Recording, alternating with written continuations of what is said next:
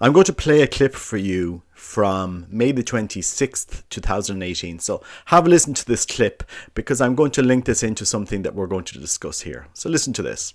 The Primate of All Ireland said he was challenged by the personal stories shared in the referendum campaign and that it made him realise how little he personally knows about the pressures women can be under. I would hope that those who advocated a no during the campaign will now work very actively to try to ensure that the legislation that is passed, as the Taoiseach himself said, allows for abortion which is rare, which is safe and which is legal. For many Catholics in Ireland, the abortion referendum was truly a horrific day for Ireland. A day in which not only did we vote for abortion, overwhelmingly 66% of the population voted, went out and ticked a box. Well, the majority of Irish people didn't even bother going to vote, but those that did vote, the majority 66, decided to tick a box to remove the human rights from the unborn child in the womb. I'm a father, I saw my children in the womb before they were born at 3 months. You see their humanity. You see what they become, the great human beings they are. Amazing children. And so I'm not pro-life because I'm Catholic. I'm pro-life because the humanity of the child in the womb speaks to me. And I think this is something that appeals to many people. And last week on Thursday in Maynooth, Lee Varadkar was visiting the university, not the seminary side. He was visiting the other side. The rectors of the seminary, the management in Maynooth Seminary, they've decided to actively go out and invite Leo Varadkar to visit the seminary. They give him presents and they praise him, leaving a lot of the seminarians, I believe, very confused and rightly annoyed. Our only national seminary that's forming priests, our only national seminary went out of their way to invite Leo Varadkar there. And I'm sure he was kind of surprised to say, well, these guys seemed very happy to have me here. I must be doing a good job and so forth in the country. But who speaks? Who stands up and who lives the Catholic faith to give our counter-position for what we believe in? Was this the right time to do this? I don't think so. Leo Varadkar led that referendum. And we had, the year later, 6,666 abortions. Even the media that year, that number, 6666, even the media couldn't even bring themselves to use it sometimes. In some media print, they were saying, we had more than 6,500 abortions.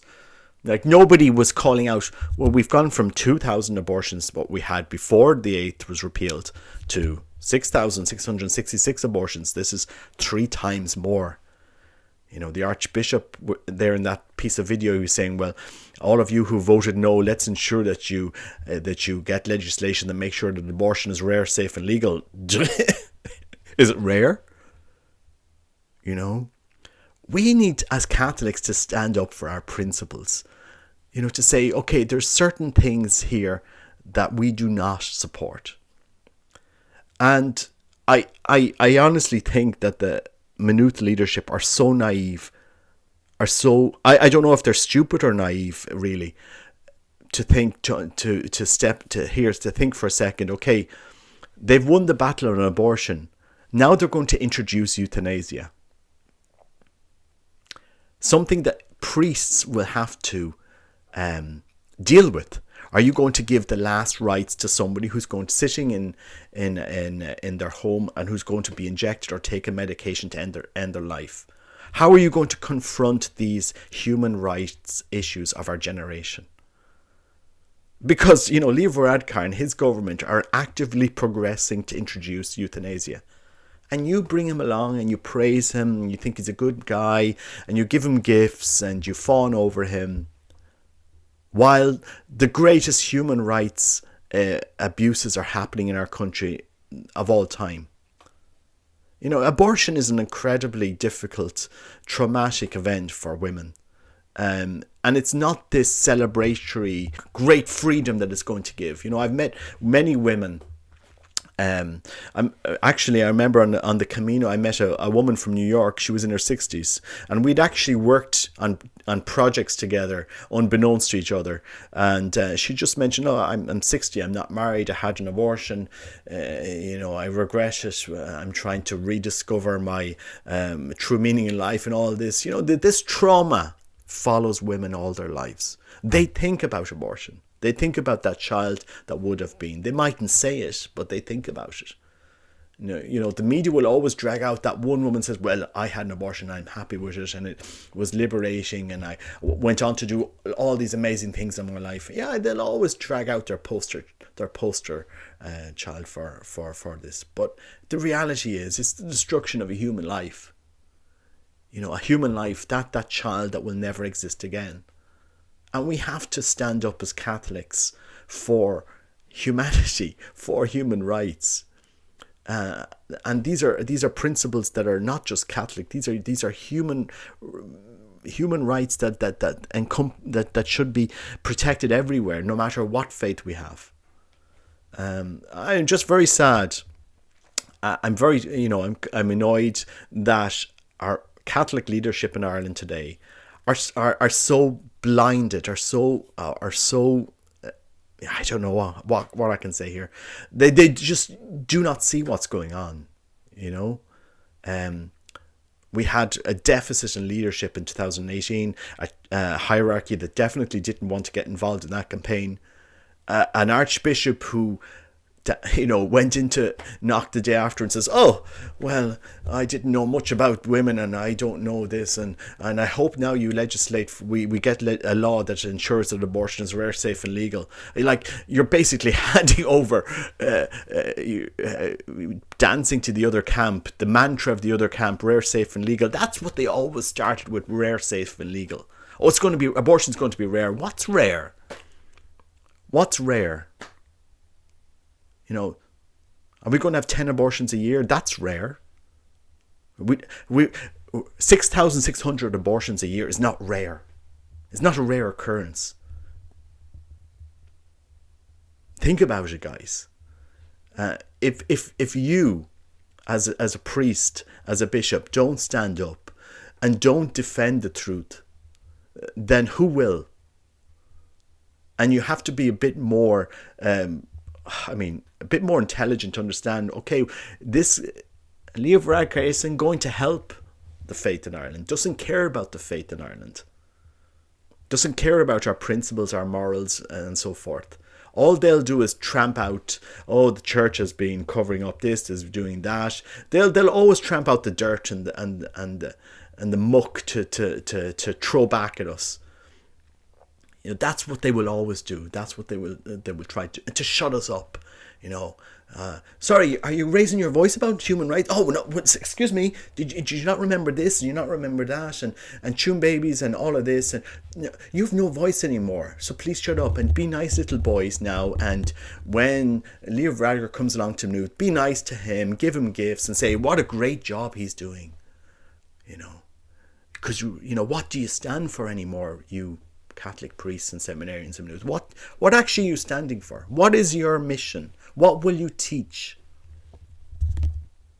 I really, some things that annoy me, and I hope sometimes we could just pick up the catechism. And the new catechism here, I know some traditionalists don't like the new catechism, but actually some of the old catechisms don't actually go into the level of detail that the catechism under John Paul II goes into. If you go to point 2273, the inalienable right to life of every innocent human individual is a constitutive element of a civil society and its legislation. You know, it's really powerful what we believe as Catholics. You know, and you have, you know, this isn't, you know, the right to life, you know, the right to defend life doesn't sit along other elements in our faith. You know, this is fundamental. This is part of, you know, this is a fundamental issue that we should be talking about.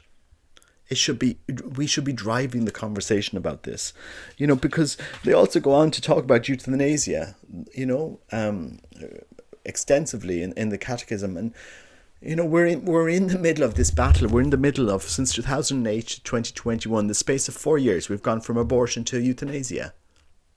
And what is our only seminary in Ireland talking about, or doing? They're bringing in our future Taoiseach, because Leo Varadkar, you know, in the next year or two will be Taoiseach in the rotating, bringing the Taoiseach that will oversee the introduction of euthanasia into Ireland. And what are we doing? What are we saying? What are we standing for? What is the principles here? You know, he's doing a good job. Is 6,666 abortions the year after he introduced it, is that a good job? Is that something to be proud of Irish people? Can we just overlook that? Oh, look, that's sure. Look, we have a nice economy here. The fact that we've tripled our abortions in Ireland, sure. Think about it, guys. Who will stand up for Catholic principles? You know. I mean, if Leo Varadkar had asked to visit the Maynooth, yes, the charitable thing that leadership and the seminarians could do is say, yeah, okay, we'll turn up and meet Leo Varadkar if he's coming around. He didn't ask to visit Maynooth Seminary. The seminary asked him to visit. This is the problem. And you're fawning over him, you're giving him gifts. Guys, please, where are we going with this? Think about it. And to the seminarians that were there, you know, I'm giving a message to the seminarians in Maynooth. A lot of good guys there. You know, they haven't been corrupted yet. You know, stand your ground. You know, you will lead the Irish Church forward in the next couple of years. And we have to lead, you know, it's not during a time that won't be easy. We have to stand for the child in the womb. You know, we have to stand for the unborn. We have to stand for the person who feels pressured into ending their life with euthanasia. We have to say, look, a human being is precious, is valued, you know, is loved, no matter in what state of life they are. Just because you're sick or you're elderly doesn't mean you need to be discarded from our society, because the elderly will be pressured to take their life. They'll feel like they're a pressure on society, that they're a pressure on their family, that they have no worth. And we need you to stand up as priests, as our bishops, and give a voice to them and saying, look, your life is precious to us in Ireland. You know, that unborn child is precious to us. You have value, you have meaning. You are on the peripheries, but we love you. We're there for you. And you'll have to lead. And Leo Varadkar isn't going to help you in that. He's not going to champion your cause. He's going to champion the other cause, as he has done. He'll be cheered and celebrated for his other causes, for abortion, for euthanasia. I mean, guys, they just blocked legislation to allow pain relief to be given to babies in late-term abortion. Think about it. You know, we're in the middle of the greatest battles for human rights. And what are you doing? Think about it, guys. I'm sorry to rant on a bit here, but I'm very passionate about this. And I'm passionate about the pro-life movement, not because I'm Catholic, but because I saw my children in the womb. 3 months, you see the scan, you see these miracles, children that have been, you know, an amazing inspiration in my life, who I love very much. You know, they didn't get their human rights the day they popped out of the womb. They were there, they existed, they were named in the womb. My children, all of our children had their names in the womb. We knew their sex.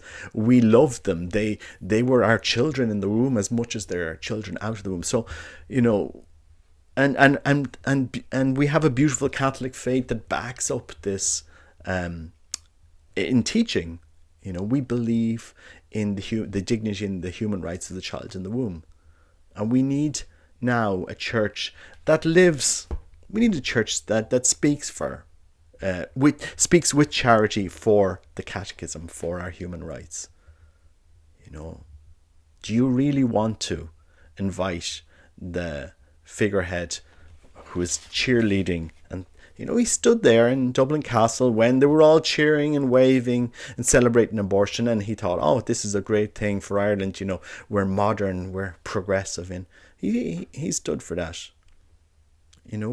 Why can't we stand for the dignity of the unborn child and take a stand for it? Where is the monument in Maynooth? Where is the monument in the seminary remembering the unborn child? Wouldn't that have been amazing?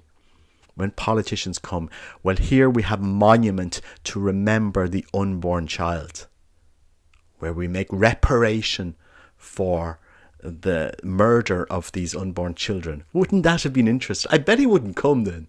If you took a stand for the unborn child, that would kind of be a bit jarring, wouldn't it? I mean, it's not, they will rub our faces in the fact that we're a minority now, that we have abortion. They will trash us. They will trash our faith. Anyway, I don't want to waffle on too much about this, but guys, really think about what's happening. Was it really appropriate to go out of your way and invite Leah Varadkar Maynooth? I don't think so. That's my view.